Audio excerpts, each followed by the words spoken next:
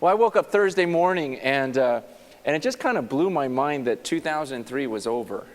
Did that hit you this year at all, where you just go, wow, it's already 2004? And so what I did, which I usually do on New Year's Day, was I started to think. My mind just started thinking, okay, what do I want to accomplish in 2004? Okay, what are my objectives? What are my goals? What do I want to, because I want this year to count for something. And so I started thinking, okay, 2004, what am I going to do? What am I going to do? And you see, one of my many weaknesses is that I tend to look to the future all the time, and I'm always thinking about what I want to accomplish and what I want to do, and I got to get this done and this and this and this, and that's not all bad, because then you get a lot of things done. But the downside is that a lot of times you miss out on the moment. You miss out on what's going on right that second, because you're always thinking about the future. But the bigger problem is that you don't take time to reflect on the past and thank God for the past. And Thanksgiving is a weak area in my life, and I think a lot of it is because of that. I'm always looking to the next thing and asking God to help me with this, help me with this. And so I caught myself this year, and I just stopped, and I thought, you know what? Let me look back at 2003 and just start thanking God for everything that happened in 2003. For the first time in my life, I took New Year's Day to actually reflect on the previous year and thank God for it. And it was amazing. You know, I went through my calendar. I just went through January, February, and I was like, wow, I forgot that happened. I forgot that happened. And I went through month by month, you know, and just looking at the things I did each day, and I was blown away at how much took place in the year 2003. And just one month after another, I just started thanking God, thank you. I forgot about what we went through as a family in February, and I forgot about this in March, and I forgot about our Easter service, and what happened there, and I just went on down the line, and I realized this was an incredible year. What an amazing year 2003 was. And have you taken any time to thank Him for it? I challenge you, before you get all into the planning of this year, this week, would you just take your calendar from last year and just go through the months and just start thanking God? It's an amazing experience, because it'll blow you away how much God was in your life, especially for those of you guys who are really praying for that. Remember in beginning of 2003, how I said, let's make this the year of prayer. Let's make it the year where we individually pray more than ever, and we as a church pray more than we ever have. And we did. As a church, I don't know how you did individually, but we started these prayer meetings, just my own personal life, just more committed to praying. And I've gotten many emails from people who said, you know what, thank you. Thank you for 2003. Thank you for the emphasis on prayer. I pray to God more than ever, and I'm addicted now. It's like I can't live without it, and it has changed my life. It's been the greatest year of my life. Thank you for the emphasis on prayer. And so if you did not jump into that, I encourage you, man, don't look at, well, I already missed 2003. I'm not going to pray. You got to look and say, no, this is the year. I got to go for it. And remember how in the beginning of the year I said, hey, when we pray throughout the whole year, what we're going to do is at the end of the year, we're going to look back at 2003, and I guarantee you we will be blown away by what God has done in this church. Remember I said that? And what I want to do is just real quickly tell you some things that happened in 2003, because this was a very, very unique year in the life of the church. If not in your own individual life, man, as a church body, the things God did here this year, they really are astounding. When I started putting the numbers together and thinking it through, really blew my mind. Do you know how many people were baptized in Cornerstone last year? Just think in your mind, how many people were baptized? There were over 600 people. Think about that.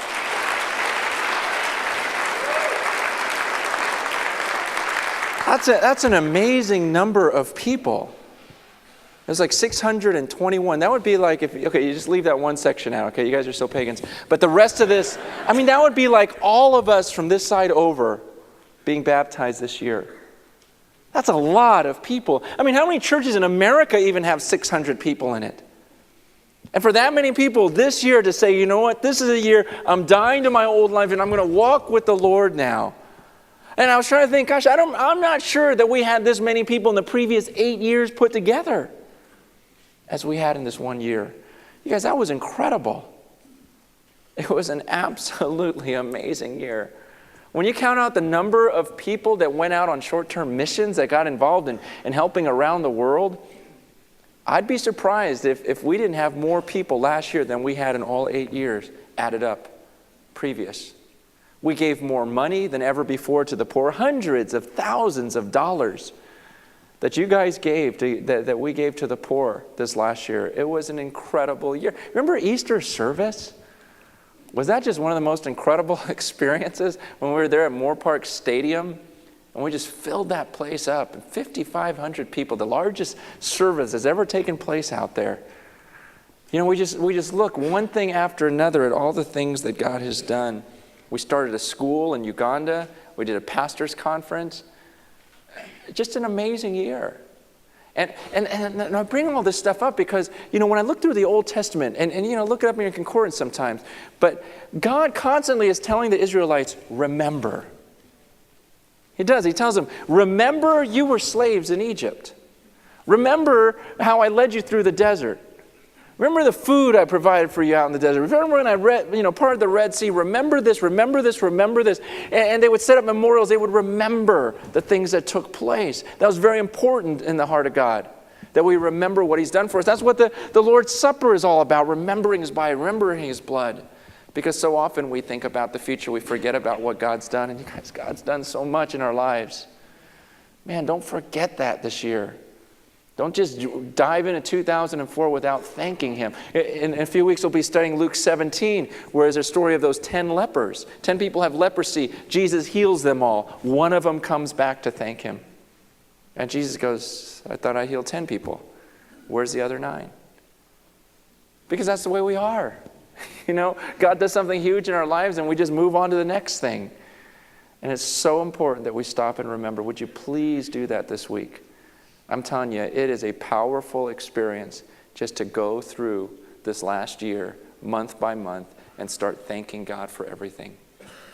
You know, when we started this last year, Doug Fox, our executive pastor, came in my office and he says, I just want to talk to you about something. And he says, I've just been thinking. He goes, you know, we're both 35 years old, and he says, you know, if we really want to do something on this earth, he goes, when are we going to do it? You know, now would be the time. He goes, in ministry, he goes, you know, early on, you know, there are all those years where you're working on your character and you make so many stupid mistakes and just so many character issues and flaws that you're working through. And then, you know, and then you get to this stage, you know, where we're married now, where, you know, we've got a couple kids, this and that, and have this church going. He goes, but if we don't do something huge right now, pretty soon we won't have the energy to do it. I was like, no, you're right. You know, that he goes, well, people who start things, you know, do huge things, they have to start now. He goes, yeah, we'll have the maturity and we'll be a lot more mature later on in life, but will we have the energy to create something, to start something, and really be used by God in that way? It's like, you're right. You see, there's different ways. I mean, he goes, and when we're elderly, there's a whole different phase in our life where, man, there are things that we'll be able to do then that we'll never be able to do right now. There'll be a wisdom and there'll be an ability to talk to people and, about raising kids and about marriage and about all these things. We'll have a right to talk about so much when we're older that we can really build into people's lives. He goes, but as far as starting something huge, when are we going to do it if we don't do it now? And I bring that up to you because I never really thought through the stage of life I was in, because I sometimes miss it and I think about the future too often. But look at wherever you're at in life and realize, man, this is a unique time for you. If you're still in high school or junior high, understand that you will never have another opportunity than what you have right now. You know, where you're going to school and seeing the same people every day, and you can actually build relationships with that many people. You will never have another opportunity like that, to have that many relationships and be that focused on relationships. Because later on, it's harder and harder. And you know, you work with a couple of people you see every day. It's not like in school. And your opportunity for evangelism will never be the same as what you have in high school. Take advantage of it. Don't keep thinking, oh, wait till I get to college. But yeah, and college is unique. College is you finally have freedom. Yeah, unless you're living at home still. You know, but you know, that freedom of, man, I can do whatever I want. And we've seen so many of our college students here use that to the glory of God. where we have college students that are staying up till, midnight, 1, 2 in the morning, out walking the streets, sharing their faith with the homeless people. I mean, just doing crazy things, going overseas, going here, going there. I mean, it's an incredible time of life.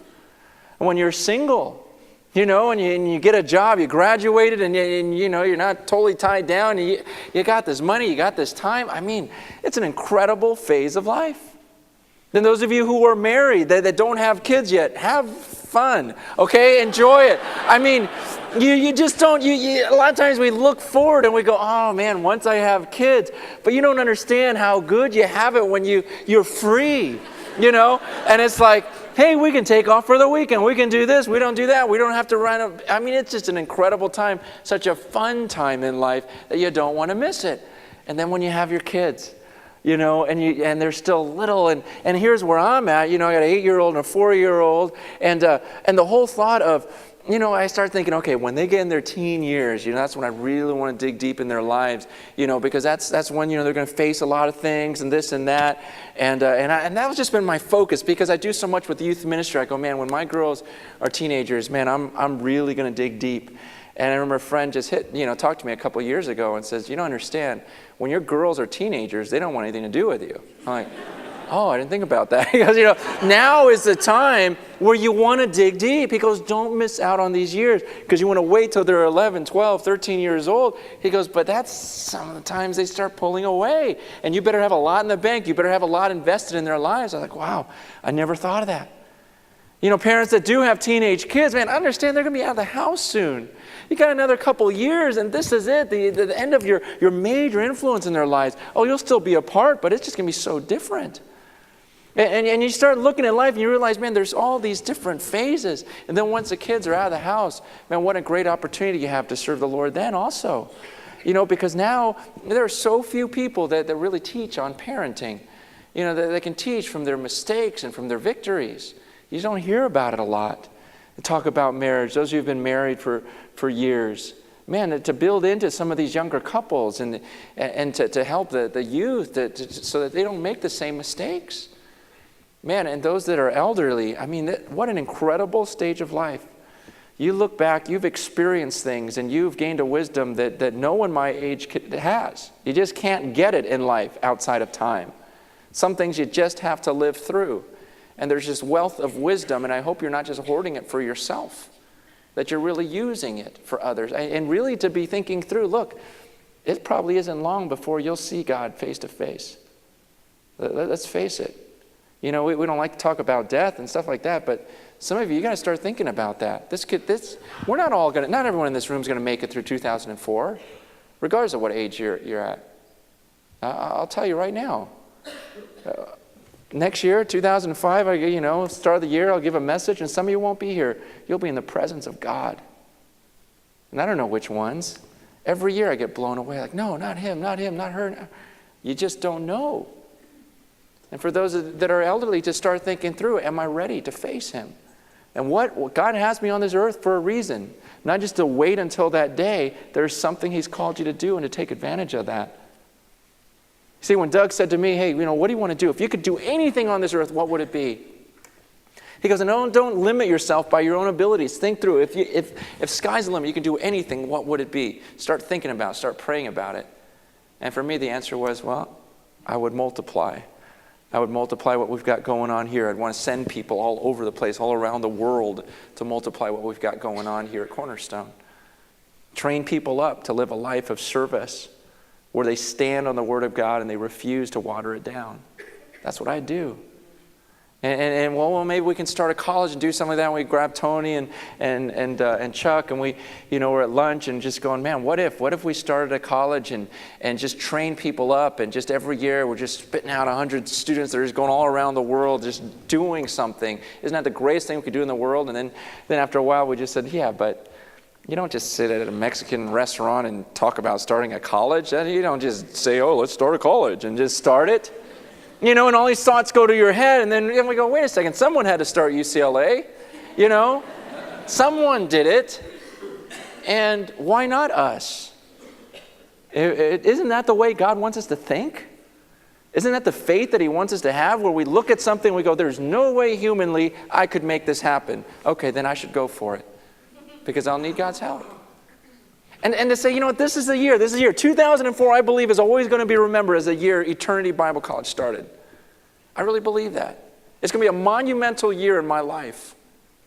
I have very few monumental years. But I'm tired of looking back and go, what did I do that year? What did I do that year?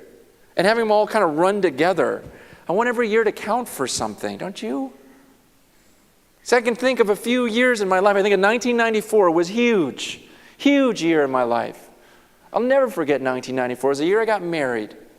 It was a year that we started Cornerstone Church. It was a big year. I mean, just a crazy, crazy year, but I'll never forget it. Where we just said, let's just try this. Let's just do this. 1995, my first daughter was born. I'll never forget that. 1999, my second daughter was born. But there's so many years in between where it's like, okay, what did I really do there? What were the landmarks? I just don't want to live another year of life where I go, what did I do? Where did the year go? You see, one of the things that I did this morning is I just thought, I'm going to pray through and thank God for last year again. And I just took the calendar out and started looking at all the dates. And after I prayed, I started looking at the things that I did. And what was cool was looking each month and looking at the things that I didn't regret, that I'm still excited that I did back in January. Things that actually have eternal value. Where I go, you know what? I'm glad I did that. See, there are many days I could say, that was fun, that was fun, that was fun. But what does that mean to me now? Absolutely nothing. But there were times when I go, man, I did something eternal there. I did something eternal there. That had some eternal results. That's going to have some rewards. And I can look and go, man, I'm so glad I invested that. Because now I'm still fired up about those things I did 12 months ago. And I'll be fired up about those things forever. See, they're eternal investments. What have you done that has any eternal significance? Because that's what fills you up in life. That's what fills up your tanks. You start thinking, man, I remember this, and this. I'm going to see that in heaven. Building something in heaven. What did you do? Go through the calendar and do that. What did you do this year? I'm not saying what was fun, what was easy, what was enjoyable. What had eternal significance? What will you forever look back at 2003 and rejoice about? Do you have any plans? You got any plans for this year? Have you thought through? Have you prayed through what God wants you to do this year? Or is it just another year you're going to survive and just go, okay, let me just get through another year? My prayer is that 2004 would not be a year of survival, but a year of service. A year where we all just look at ourselves, our stage of life, and say, you know what? There are things I can do right now that I will never be able to do again. God uniquely gifted you, uniquely created you. And there are many of you that maybe last year you were thinking to myself, okay, I'm going to serve this year. I'm going to serve. I'm going to get in the church. I'm going to figure out what my gift is, and I'm going to make a difference. I'm going to do this. I'm going to do that. And you didn't get to it. And it's just another year where you've been gonna your whole life. Let's make this the year where it's just like, I'm going to do it. I will do it. We all have good intentions. And most of us, we have good intentions. We plan on doing these things. It's just like when we did the Children's Hunger Fund thing, and we all got those boxes. And we gave out 2,500 boxes. But do you know that 1,500 were returned? So 1,000 are still out there. 1,000 people with good intentions. And I say that so it makes you feel better if you have one. You go, okay, 999 other people did the same thing. But at the same time, to just say, okay, you know what? Okay, there's grace. Let's bring it in this week. But I even think with that box, I had good intentions. I thought, okay, I'm gonna get my family together. We're all gonna go shop together. I'm gonna get all this food, and then we're gonna pray about it around the table like they did in the video. And just have this awesome teaching time with my kids about how, look, we're gonna help these people. And then it was Saturday, and it was like, oh, that box is due tomorrow. Lisa, run to Ralph, just get it done. Okay, just get it over with. I had all these intentions, all these things I wanted to do and I was gonna do. Just ran out of time. Guys, would you make this the year where you serve? Where you just dream big? Whatever stage of life you're in, man, this is the time to do it. You got to serve. You have to serve him. There's no excuses. Some of you say, well, you don't understand, my life's kind of messed up and I've made some mistakes. What help can I be? Do you know what was the most powerful meeting I was a part of when I was in high school? I had just become a Christian, and I'll never forget this one Bible study we had at church. It totally changed my life. And what it was the youth pastor, he brought in a panel of divorced people in the church. He brought in like 8 different people that were divorced. And one at a time, they started to share their story. And each one looked us in the eyes and said, don't you ever do this. This is the most miserable thing you can go through on this earth. They said, I would not wish this on my worst enemy. And they said, my marriage wasn't good or this or that, but once I divorced, man, life was just horrible. And I remember sitting there as a high schooler going, really? It's that bad? I never really talked to someone, never really heard from someone. And that's imprinted in my mind. I can still see their faces today talking and warning us as high schoolers that, yeah, I messed up. I ruined my marriage. I left the family. I did this, I did that. And they talk about a lifetime of regret. I'll never forget that day. You see, I'm not saying that, it was God's will for those people to do all that. I'm just saying that at that point in their life, they realized, yeah, I made some mistakes, but whatever's gone on in my life, I'm going to use it for God's glory now. And I encourage that this would be the year that you do that. Would you serve? It's a joy serving God. It really is. I don't want to make it like this downer, you need to serve.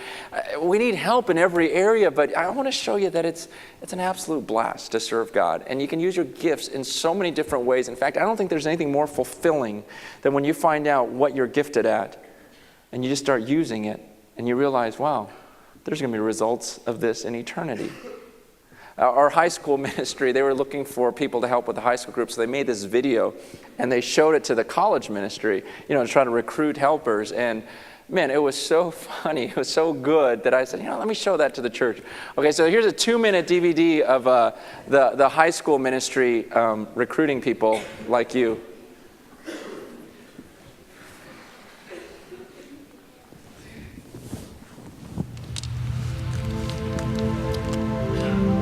The decay of young people is all around us. There's signs such as drinking and smoking. I mean, they're using cocaine like it's candy. Not to mention a diet high in saturated fat. It's absolutely terrifying. The travesty is this. Today's teens are not like yesterday's teens. They're dealing with such things as violence and of gang warfare. And running drugs for Canadian warlords. What a waste. So what's it gonna take to end the drugs, the teenage sex, the teenage smoking, kids having kids, a downward spiral of depravity and chaos? What are we gonna do? In the midst of such rampant evil, the question remains, where can our students find even a glimmer of light? Even the smallest ray of hope? Here at the Rock High School Ministry, we're trying to give the students exactly what they need. Hope. Hope through love, through meaningful relationships. Your friendship might be what makes a difference. Like with this little dirtbag Kurt, who's been in and out of gangs since he was 6 months old. All right.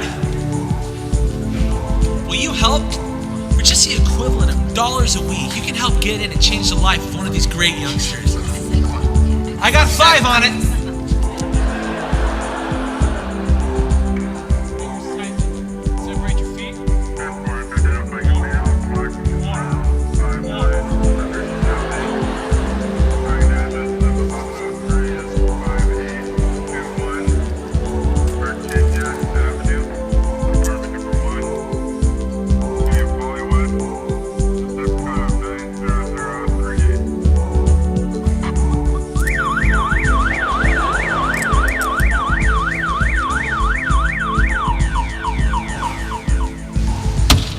What a waste.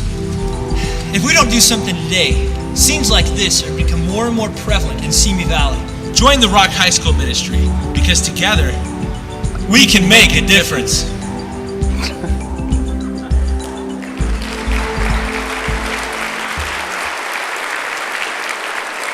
All right.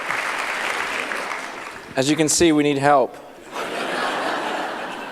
You know, there's just so many different areas where we can use your help.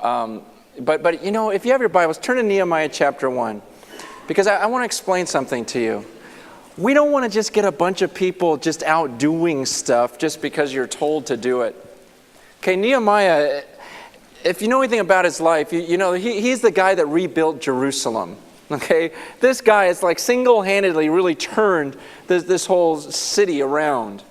And you read about the story. I just want to read the first few verses of Nehemiah chapter 1. In Nehemiah chapter 1, verse 2, listen to what happens. It says, Hanani, one of my brothers, came from Judah with some other men. And I questioned them about the Jewish remnant that survived the exile, and also about Jerusalem. They said to me, those who survived the exile and are back in the province are in great trouble and disgrace. The wall of Jerusalem is broken down, and its gates have been burned with fire. When I heard these things, I sat down and wept. For some days I mourned and fasted and prayed before the God of heaven. Okay, Nehemiah asked these men, he says, hey, what's going on there in Jerusalem? What's going on with the Jewish people? You know, they're out of the exile, right? You know, the Persians are letting them back into their city. What's it like over there? And these people say, it's terrible. It's a disgrace. You've got these people back in their land, but there's no wall to protect them. The city, you know, the gates have been burned. And Nehemiah hears these words, and it says he sat down and wept. Do you picture that? Picture that in your mind. This guy hearing this news about what's going on in Jerusalem, he just falls down in his seat and just starts to bawl. Then he says he mourned. And for days he mourned and fasted. He didn't even eat. This news was so troubling to him, and it broke his heart so much he didn't even eat. He spent that time in prayer to God, saying, God, something's got to change. As he's mourning, weeping over the destruction of Jerusalem, over its walls, its cities not being built. And then he begins to pray. And in chapter 1, you've got this prayer of Nehemiah. In fact, let's read verse 5. So after he's weeping, he's been fasting, he's praying. In verse 5, he goes, Then I said, O Lord, God of heaven, the great and awesome God, who keeps his covenant of love with those who love him and obey his commands. Let your ear be attentive and your eyes open to hear the prayer your servant is praying before you day and night. For your servants, the people of Israel. I confess the sins we Israelites, including myself and my father's house, have committed against you. We've acted very wickedly towards you. We've not obeyed the commands, decrees, and laws you gave your servant Moses. Remember the instruction you gave your servant Moses, saying, If you are unfaithful, I will scatter you among the nations. But if you return to me and obey my commands, then even if your exiled people are at the farthest horizon, I will gather them from there and bring them to the place I have chosen as a dwelling for my name. They are your servants and your people, whom you redeemed by your great strength and your mighty hand. O Lord, let your ear be attentive to the prayer of this, your servant, and to the prayer of your servants who delight in revering your name. Give your servant success today by granting him favor in the presence of this man. I was cupbearer to the king. Nehemiah prays this prayer and says, God, look, I know we messed up. I know we walked away from you, and you even told us that if we're unfaithful to you, that you're going to remove us from this land. But he says, God, but you remember also that you said that if we were faithful and we came back to you and we repented, that you would rebuild it and everything else. And he says, so that's what I'm asking for. And he says, give me favor in the presence of this man. He's talking about the king. He goes, give me favor in the presence of the king. And he prays this prayer, and then shortly after the king, the very next chapter is about the king coming to Nehemiah and saying, why do you look so sad? And Nehemiah says to the king, I'm sad because of Jerusalem and the state with which it's in. He says, but can you help me? Can you give me a decree that would allow me to go back there and rebuild the walls and rebuild the gates and get this city back the way it ought to be? And the king says yes, and gives him this decree to go and rebuild Jerusalem. And then the rest of the book of Nehemiah is about this guy who goes back to the city and he actually does it. And it's not easy. I mean, it's not easy at all. He goes and there's passages where it talks about how the workers, on one hand, they're holding a weapon. On the other hand, they're holding a hammer. And talks about these people trying to attack them, trying to mock them, trying to get rid of, what they're doing. And his whole life is this struggle to get this city rebuilt. But here we are thousands of years later studying about Nehemiah and what he did and how he did it. It wasn't easy. And I bring this story up because I ask, well, why can't you be the next Nehemiah? Or why can't I? Honestly, what keeps us from being someone like that they'll read about if the Lord tarries for 3,000 years, which I highly doubt. But, the whole idea is, why couldn't I be? Why couldn't you be? We can all look at ourselves and get depressed, okay? Anyone can do that. No matter how great you think you are, you start looking at yourself long enough, you just go, man, I can't do anything right. But that's the whole point. That's what God does, is he uses ordinary people who could never do it by themselves. But people whose hearts are broken. Do you see that response of Nehemiah? Have you ever wept like that for anything? See, we're not telling you, hey, just go help the kids over there. There's a bunch of kids over there. There's like 1,000 kids. Go and just babysit them. Take care of them. Do something. No, that's not what we're saying. We don't want people to go and do that. We want people whose hearts are broken over the kids. And to say, you know what? There are some kids over there in the classroom right now that will not be with us at the end of the year. I'm not talking about death. I mean, that may happen as well. But for some of them, this is the year their parents are going to call it quits. And just leave God altogether or call it quits for their marriage. And one's going to take a kid here, one's going to take one there. And those kids are going to go through it. And they won't be here at the end of the year. And we want some of you to say, my heart breaks for that. My heart breaks for some of these kids that maybe neither of their parents really give them any attention. And they're just too busy for them. Maybe I could give them some time and build into their life. For your heart to actually break over these things. That's what we want. And for you to say, okay, so let me pray. Let me be like Nehemiah. I'm broken over it. I want to do something. And maybe that God would give me a group of 8 to 10 kids that I could actually get in their life this year. And this will be the year I actually make a difference in someone's life. To build in, to care for them, and tell them about what life is all about. Even at that young age. And then to go out and do it. Just like Nehemiah did. And it's not going to be easy. See, but so often we worship comfort. We really do. When someone asks you, hey, how was your year? You think back, okay, how fun was it? How comfortable was it? How easy was it? If it was easy, made some money, it was a good year. See, that's the problem with our, we joke around about, the needs in Simi Valley, but the truth is we have a far greater need. Is we're so blinded by our materialism, and we're so blinded by worship of comfort that a lot of times we don't even realize that there's more to life than that. And you know what my heart breaks over is the fact that many of us are going to stand before God and be absolutely blown away. My heart breaks over that because we think that everything is going so well. Why? Because it's easy. It's comfortable. And that's what we pursue. That's what we chase. Then we're going to stand before God and say, what'd you do with your life? I don't know, but it kept getting easier. I just kept acquiring more for myself and was able to retire and take it as easy as ever. I mean, that's the American dream. We just want life to be easy. You guys, that's not necessarily the best. I mean, you read James 1 and you realize it's the trials, it's the difficult times in life that build character into us. See, I'm going to ask you to pray in a moment, okay? I'm going to ask you to pray, but I want to know, think through, are you willing to pray to God and ask Him for character this year, even if it comes at the expense of comfort? Honestly, are you willing to say, Lord, in 2004, I just want to know you more. I just want to be more mature and complete like your word talks about. I just want to get some things done that are of eternal value, even if it's difficult, because I want that type of character. And I want to do something huge this year, so even if it's difficult, do it through me. Are you willing to pray that? See, many people are scared to pray that prayer. We don't like when Paul says, well, I want to know the fellowship of your sufferings. We go, let's skip that part. You know, we don't want it to be hard. And yet there is such a satisfaction in working hard and doing something that's eternal. This is a year we want everyone serving God and not just surviving the year. Whether it's children's ministry, maybe it's youth ministries with our junior hires. Maybe go, man, that was an important stage in my life. I want to go and just meet with a group of kids. A lot of them, their parents don't go to church, don't have any church upbringing. They're lost. Maybe some high schoolers, where you look at some high school students and say, you know what, I want to build into their lives.